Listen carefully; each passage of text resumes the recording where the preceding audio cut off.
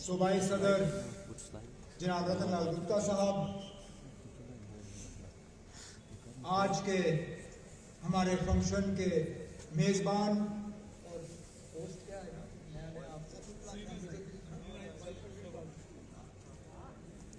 अभी इनका ओहदा भी बदल गया तो याद रखने में टाइम लगता है।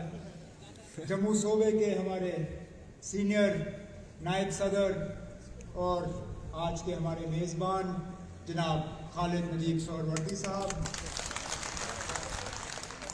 हमारे जोन प्रेसिडेंट जनाब सजाद कुचलू साहब, मेरे पॉलिटिकल सेक्रेटरी जनाब तनवीर सादिक साहब, यूथ के हमारे सूबाई सदर जनाब एजाज जान साहब, हमारे सीनियर साथी जनाब ब्रिजमोहन शर्मा साहब, साबका MLA जनाब चमन लाल जी, हमारे डोडा के डिस्ट्रिक्ट प्रेसिडेंट जनाब जफरुल्ला राठौर साहब, DDC के हमारे मेंबर जनाब सैयद आसिम हाशमी साहब, प्रोविंशियल सेक्रेटरी शाहदाब सोहरवर्दी साहब और यूथ के मेरे डिस्ट्रिक्ट प्रेसिडेंट सैयद नवीद हाशमी साहब, यहाँ पे बाकी ब्लॉक प्रेसिडेंट हजरात, नेशनल कॉन्फ्रेंस के तमाम अहदेदार हजरात, भाइयों बुजुर्गों बहनों, आप सबको मेरी तरफ से अस्सलाम वालेकुम।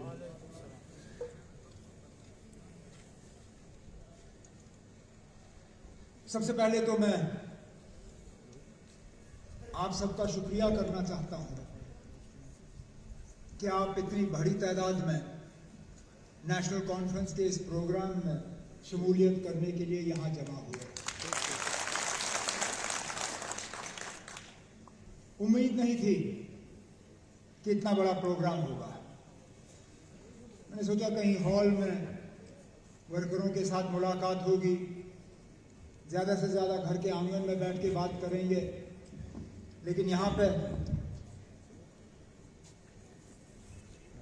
बस अड्डे को इस तरह भरना और वो भी एतवार के रोज़ जब मार्केट ज़्यादातर बंद रहता है, गाड़ियों का इतना चलना फिरना रहता नहीं है। नहीं तो अक्सर बेशतर बस अड्डे में जलसे करने का बड़ा फ़ायदा ये होता है कि लोग बस से उतर के 15-20 मिनट सुनते ही हैं, फिर आगे निकल जाते हैं। कोई खरीदार दुकान पे आता है, कहते हैं चलो ना अब यहाँ चल रहा है कुछ तो सुनते हैं, तो उसी में फिर हम फोटो खींचते हैं और फिर बाहर निकालते हैं कि देखो जी कितने ज़्यादा लोग थे।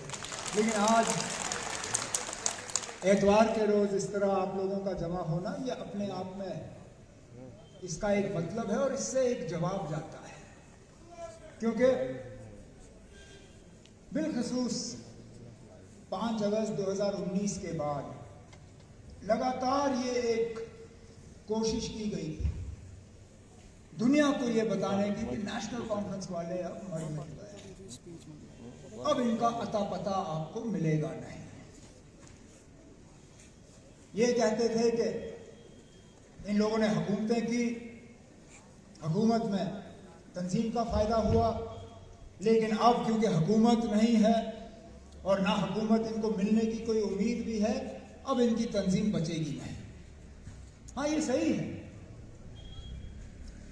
हुकूमत में रह के जलसा करना बहुत आसान है और हुकूमत के करीब रह के जलसा करना बहुत आसान है। आज जिन लोगों की मरकज़ में हुकूमत है, जो लोग यहाँ पिछले दरवाजे से हुकूमत कर रहे हैं, उनके लिए जलसे करना बड़ा आसान है। किसी अफसर को फ़ोन करो, Asha worker, anganwadi worker, multipurpose worker, village level worker, daily wager, सारे जो है वो जमा हो जाते हैं। फिर SRTC को कहा जाता है आप गाड़ी बुक कर दो, 2-4 फ़ोन जाते हैं, ठेकेदारों को कहा जाता है ना हमने आपको वो ठेका दिया, वैसा करो 10 गाड़ियाँ का इंतज़ाम कर लो, हम प्रोग्राम कर लेंगे, और जलसा भी उसमें निकल जाता है। लेकिन आज के दिन में इस तरह प्रोग्राम करना यहाँ पे, इससे न सिर्फ आपने हमें दिखाया बल्कि आपने पूरे मुल्क को दिखाया है कि जम्मू कश्मीर नेशनल कॉन्फ्रेंस कहाँ खड़ी है।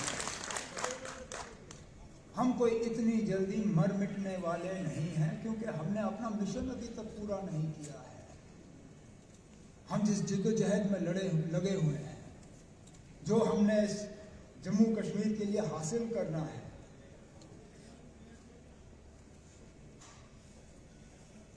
شاید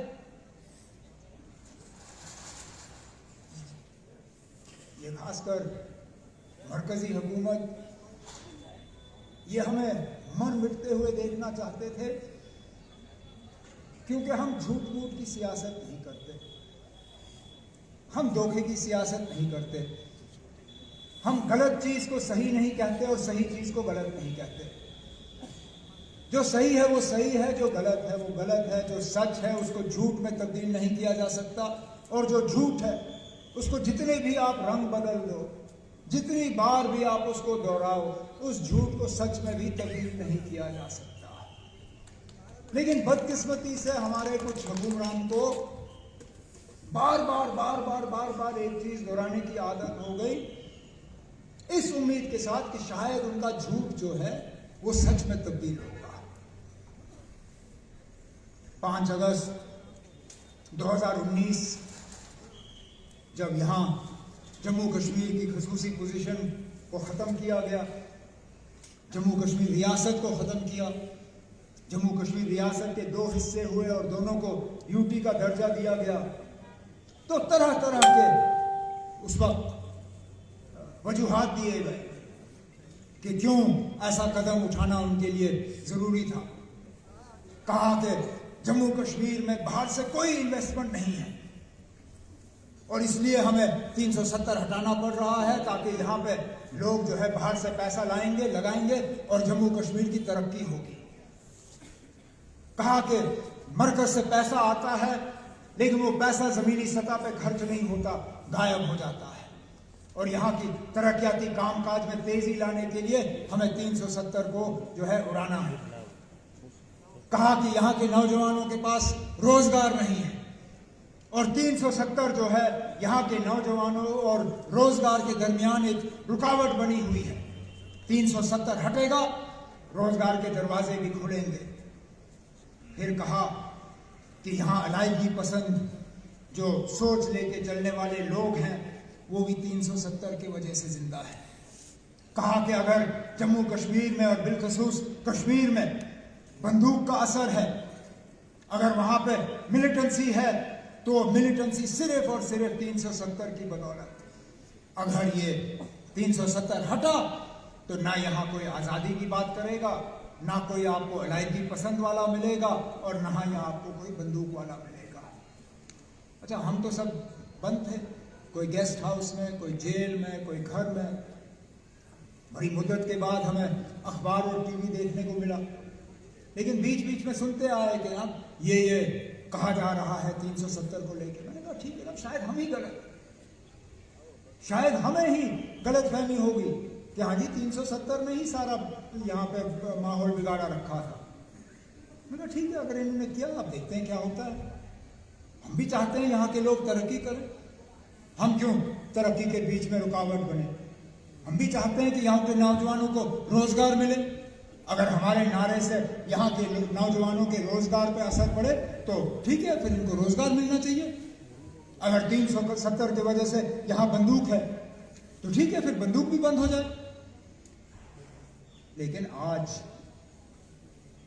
2021 نومبر، مطلب 2 سال، اگست، ستمبر، اکتوبر، نومبر، 2 سال 3 مہینے، لگ بھگ چوتھا مہینہ اب شروع ہونے والا اگلے ہفتے، میں مجبور ہوتا ہوں پوچھنے پہ جناب کہ بتائیے ان 2 سال 4 مہینوں میں آپ نے ان میں سے کون سی چیز ہمیں ثابت کر کے دکھائی؟ ان میں سے کون سی بات جو ہے سچ ثابت ہے؟ 370 ہٹا، کیا باہر سے لوگ آئے انویسٹ کرنے؟ کیا کارخانے لگے؟ کیا باہر کے ہوٹل کے مالک آئے اور انہوں نے کہا کہ ہاں جی اب میں ڈوڈا میں ہوٹل بناؤں گا، اب میں کشتواڑ میں ہوٹل بناؤں گا، اب میں یہ بغلہار کا جو یہ جھیل ہے اس کے کنارے ٹورزم کا ایک ولیج بناؤں گا؟ آئے لوگ پیسہ لے کے یہاں لگانے کے لیے؟ ہمیں کہا گیا تھا کہ امبانی، ٹاٹا، برلا سب آئیں گے، کوئی نہیں آیا۔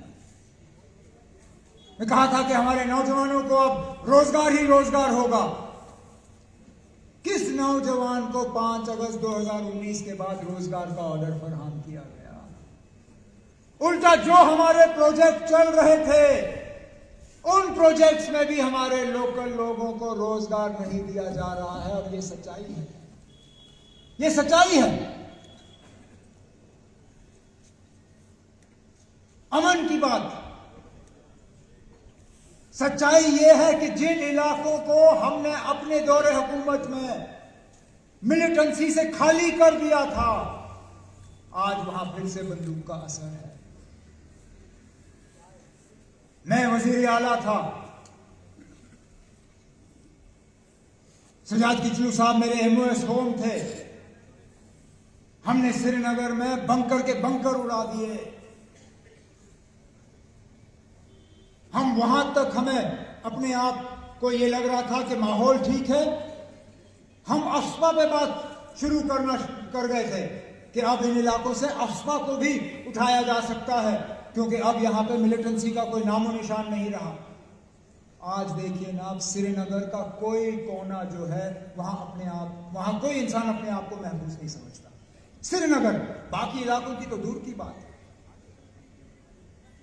کپوارہ سے لے کے ٹنل تک جن جن علاقوں کو ملیٹنسی سے خالی کیا گیا تھا وہاں دوبارہ ملیٹنسی پیدا ہوئی. اور یہ باہر سے ملیٹنٹ نہیں آئے, یہ کشمیر کے ہی بنے ہوئے نوجوان جو ناراضگی اور الگ الگ وجوہات کے بنیاد پہ بندوق اٹھانے کے لیے تیار ہے. پچھلے دنوں جو سری نگر میں 3 مارے گئے, ان میں سے ایک ایسا تھا جس نے 2019 میں بندوق اٹھائی. مطلب 5 اگست کے بعد. تو ہمیں تو کہا گیا تھا کہ 5 اگست اور 370 کے جانے کے بعد تو کوئی ملیٹنٹ ہی نہیں بنے گا, لیکن آج بھی بن رہے ہیں. تو پھر یہ جھوٹ کس کام کا؟ ہمیں کہا گیا تھا کہ علیحدگی پسند جو جذبات ہیں وہ ختم ہو جائیں گے. کیا آپ کو ختم ہوتے ہوئے نظر آئے؟ پچھلے دنوں, پچھلے جمعہ کو حیدر پورہ کے اس واقعہ کے بعد علیحدگی پسند لوگوں نے ہڑتال کی کال دی. ایک بھی دکان سری نگر میں ہمیں کھلی نظر نہیں آئی, ایک بھی دکان نہیں. تو پھر یہ جھوٹ کس کام کے؟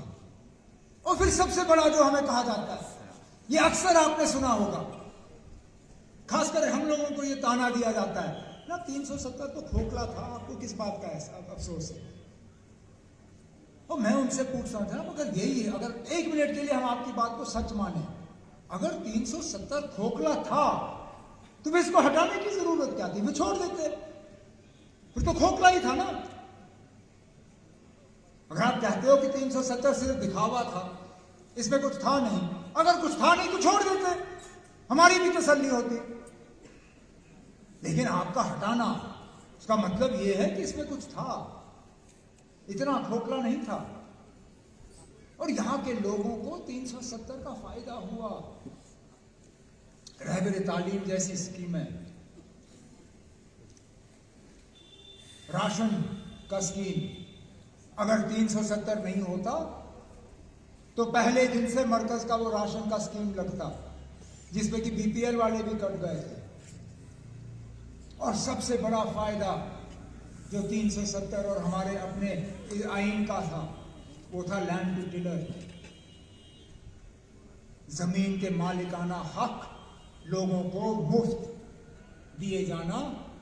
یہ اور اس ملک میں کسی اور ریاست میں ایسا قانون نہیں لایا گیا کیونکہ اور کسی ریاست کے پاس اپنا آئین نہیں تھا. اگر اس وقت ہمارا اپنا آئین نہیں ہوتا, آج بھی جاگیرداری کا نظام جو ہے وہ یہاں چل رہا ہوتا, اس کا خاتمہ نہیں ہوتا. اس کا اگر خاتمہ ہوا تو وہ ممکن بنا 370 اور ہمارے آئین کے تحت. لیکن اسی بات پہ وہ لوگ تس سے مست نہیں, اور پھر کہتے ہیں کہ ڈیولپمنٹ نہیں ہے. آج लगभग 2.5 साल के बाद मैं मजबूर होता हूं पूछने, ना तो कौन सा नया डेवलपमेंट का काम शुरू हुआ? देसा कापरन रोड ही मुझे दिखा दीजिए ना, अगर आप बना सके। कुछ नया बताएं, कोई नया अस्पताल, कोई नया स्कूल, कोई नया कॉलेज, कोई नई यूनिवर्सिटी, कोई नया पुल। क्योंकि उनको हमारे वक्त का काम दिखता नहीं है,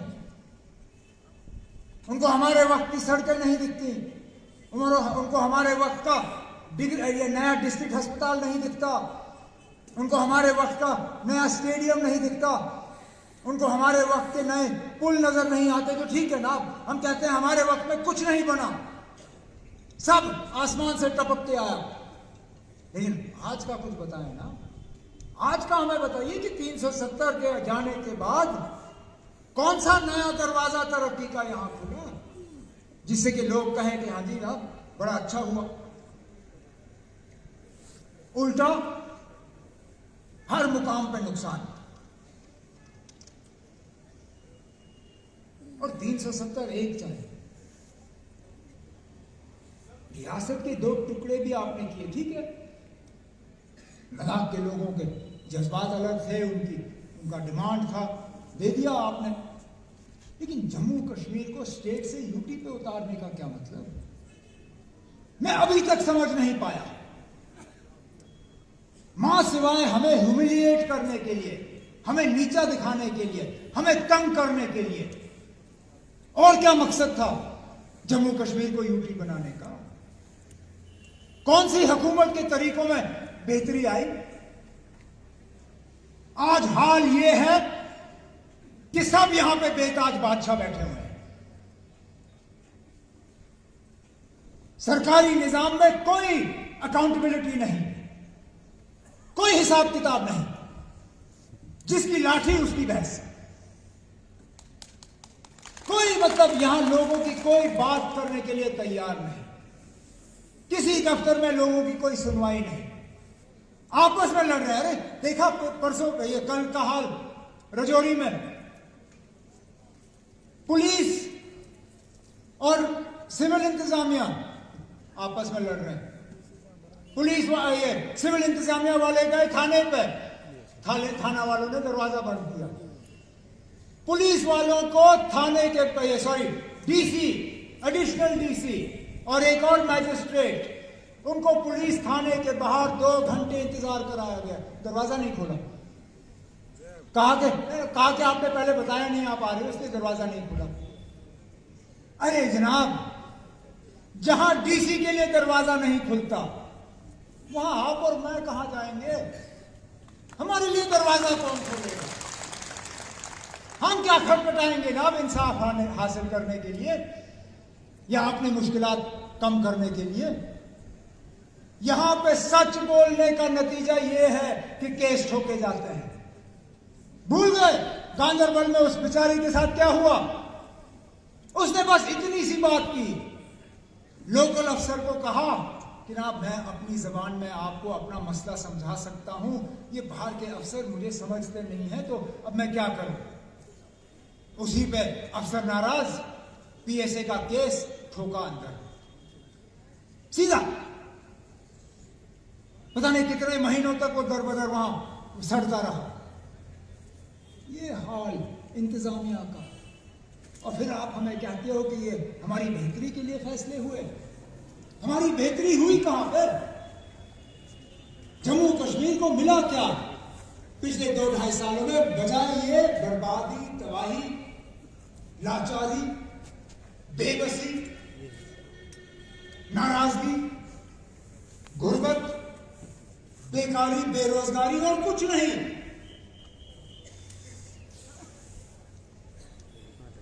आज हाल ये है कि बेगुनाह लोगों की लाशें भी लेके दूर दराज इलाकों में दफनाई जा रही हैं। और हम कहें तो किससे कहें? एक वक्त था हम लोग एहतजाज करते थे इंसाफ के लिए, हम एहतजाज करते थे बड़े बड़े मकसदों के लिए। आज हमारी ये हालत है, हमें लाश लाने के लिए एहतजाज करना पड़ता है। یہ حال ہے ہمارا، اور وہ بھی بے گناہ لوگوں کے لیے جن کے ماں باپ ترستے ہیں کہ اپنے لفظ جگر کو میں اپنی جگہ دفناؤں۔ کل ہی میں گول میں وہاں کے ایک نوجوان عامر معاورے جو حیدر پورہ کے اس انکاؤنٹر میں مارا گیا، ان کے گھر گیا تھا ان کے ماں باپ سے ملنے، اور باپ بالکل صبر سے کام لے رہا تھا۔ شاید اگر میرے ساتھ وہ ہوا ہوتا میں اپنے جذبات پر قابو نہیں رکھ پاتا، لیکن بالکل ایک صبر میں اس نے صبر سے کام لیا اور کہا کہ میں نے اس سے پوچھا نا مجھے بتاؤ آپ کو ذرا سا بھی شک ہے کہ آپ کا بیٹا غلط راستے پہ تھا؟ کہا نہیں، مجھے کوئی شک نہیں ہے، لیکن اس کے ساتھ ساتھ یہ بھی کہا نا حکومت نے انکوائری کی ہے، وہ کر رہے ہیں، اگر اس انکوائری میں میرا بیٹا ملٹنٹ نکلا آپ نے جو کرنا ہے کرو، لیکن اس انکوائری تک کم از کم میرے بیٹے کی لاش مجھے دے دو، میں یہاں اس کو غسل دے کے اس کو دفناؤں گا۔ اگر آپ کی انکوائری، کیونکہ انکوائری میں پتہ نہیں کتنا ٹائم لگتا ہے، کہا اگر آپ کی انکوائری میں میرا بیٹا ملٹن ثابت ہوا میں خود اس کو اس قبر سے نکال کے آپ کے حوالے کر دوں گا، آپ نے جہاں اس کو دفنانا ہے آپ دفنا دو، لیکن کم از کم مجھے ابھی اپنا بیٹا واپس دے دو۔ کیا اس کو اس کا بیٹا نہیں ملنا چاہیے؟ کیا ہم اتنا ہی ہمارا دل اب پتھر بن گیا ہے کہ ہم وہ تک کرنے کے لیے تیار نہیں ہیں؟ اور پھر آپ ہمیں کہتے ہو کہ جموں کشمیر میں سب خوش ہیں، موجہ ہی موجہ، کوئی پریشان نہیں، کوئی ناراض نہیں، کوئی کسی کو کوئی دکھ نہیں۔ مجھے کوئی خوش نظر نہیں آتا۔ ہم اوپر سے کبھی کبھار مسکراتے ہیں، لیکن اندر سے ہمیں پتا ہے ہمارا دل کتنا رو رہا ہے۔ اور جب ہم دیکھتے ہیں کہ ہمارے ساتھ کتنی ناانصافی ہو رہی ہے۔ 5 اگست 2019 جموں کشمیر کے 2 حصے ہوئے، ایک لداخ ایک جموں کشمیر، لیکن مجھے بتائیے ہمارا کیا قصور کہ ہمارے بچوں کا مستقبل اور لداخ کے بچوں کے مستقبل میں فرق؟ کیوں؟ ہمارے بچوں کا کیا قصور؟ وہاں پہ اسٹیٹ سبجیکٹ وہی پرانا مہاراجا کا، جو 5 اگست 2019 سے پہلے اسٹیٹ سبجیکٹ کا نظام تھا وہ آج بھی لداخ میں قائم ہے۔ ان کی نوکریاں بھی محفوظ، ان کی زمینیں بھی محفوظ، ان کے اسکالرشپ بھی محفوظ، سارا کچھ ان کے لیے محفوظ رکھا گیا۔ ہمارے بچے جب یہ کہتے ہیں کہ اینٹی نیشنل، آپ دیش دروہی ہو، آپ ملک کے خلاف بات کر رہے ہو، ایک ملک میں ایک ہی نظام ہونا چاہیے۔ یہاں جناب ایک ریاست میں 2 نظام چلائے آپ نے، اور آپ ایک ملک میں ایک نظام کی بات کر رہے ہو۔ جس لداخ نے یوٹی کہتے تھک گئے، وہ ان کو جموں کشمیر کے ساتھ کچھ نہیں چاہیے تھا، ان کو وہی قانون دیے جو ہمارے تھے۔ ہم لوگ جو کہتے تھے جناب ہمیں یہ قانون اس کو بچا کے رکھو، ہمارا اسٹیٹ سبجیکٹ رہنا چاہیے، ہماری نوکریاں رہنی چاہیے، ہمارا زمین رہنا چاہیے، ہمارے بچوں کا اسکالرشپ رہنا چاہیے، اس کو آپ نے تہس نہس کیا۔ یہ کہاں کا انصاف ہے جناب؟ جو قانون ان کے لیے وہ قانون ہمارے لیے بھی ہونا چاہیے، یا تو پھر جو قانون ہمارا ہے وہ قانون ان کا بھی ہونا چاہیے۔ آخرکار ہم میں کیا کمی ہے؟ ہماری کون سی بات ہے جو آپ کو جچتی نہیں؟ مجھے سمجھائیے، کیا بدلنا چاہتے ہیں آپ جموں کشمیر میں کہ آپ نے یہ قانون اس طرح کے رکھے؟ میں ابھی تک سمجھ نہیں پایا، نہ ہمیں اس کا جواب ملا ہے، لیکن لڑتے رہیں گے جواب حاصل کرنے کے لیے، کیونکہ جس طرح میں نے گول میں کہا، ہماری لڑائی جو ہے سچائی کی لڑائی ہے، ہماری لڑائی جو ہے صحیح لڑائی ہے، انصاف کی لڑائی ہے، آئین کی لڑائی ہے۔ خالد نے بالکل صحیح کہا، हमारे सदर मोहतरम जनाब फारूक साहब का हुक्म है कि कोई ऐसा कदम नेशनल कॉन्फ्रेंस की तरफ से नहीं उठाया जाएगा जो कानून या आइन के खिलाफ है। हमारी लड़ाई जो है इंसाफ हासिल करने के लिए, और हम हासिल करेंगे। बेशक इसमें हमें वक्त ज्यादा लगेगा, लेकिन हम पुरअमन तरीके से अपनी बात रखेंगे। हम पुरअमन तरीके से अपनी लड़ाई जो है वो जारी रखेंगे, और इंशाअल्लाह जो ज्यादतियां हम पे हुई हैं 5 अगस्त 2019 के बाद, इनका हिसाब किताब बराबर करके हम जम्मू कश्मीर का नक्शा जो है दोबारा उस जगह लाएंगे जहां पे ये था। लेकिन आप लोगों को भी एहतियात करना होगा। ये कोई अभी फिलहाल इलेक्शन की रैली है नहीं, मैं वोट मांगने नहीं आया हूं, ना इलेक्शन का ब्यूगल बजा है। लेकिन उन लोगों से जरा खबरदार रहिए जो आपसे कहेंगे कि आप नेशनल कॉन्फ्रेंस वालों को इलेक्शन में हिस्सा नहीं लेना चाहिए। हमने पहले भी ये किया, उसका खमियाजा भी हम भुगत रहे हैं। हमने पंचायत इलेक्शनों में हिस्सा नहीं लिया, मैदान खाली छोड़ा, आपने देखा किन किन लोगों ने उस चीज का फायदा लिया। कल को असेंबली के इलेक्शन होंगे, नेशनल कॉन्फ्रेंस, ये लोग चाहते हैं कि हम बॉयकॉट करें। नेशनल कॉन्फ्रेंस बॉयकॉट का ऐलान करती है। आपको क्या लगता है ये बाकी तंजीमें नहीं लड़ेंगी?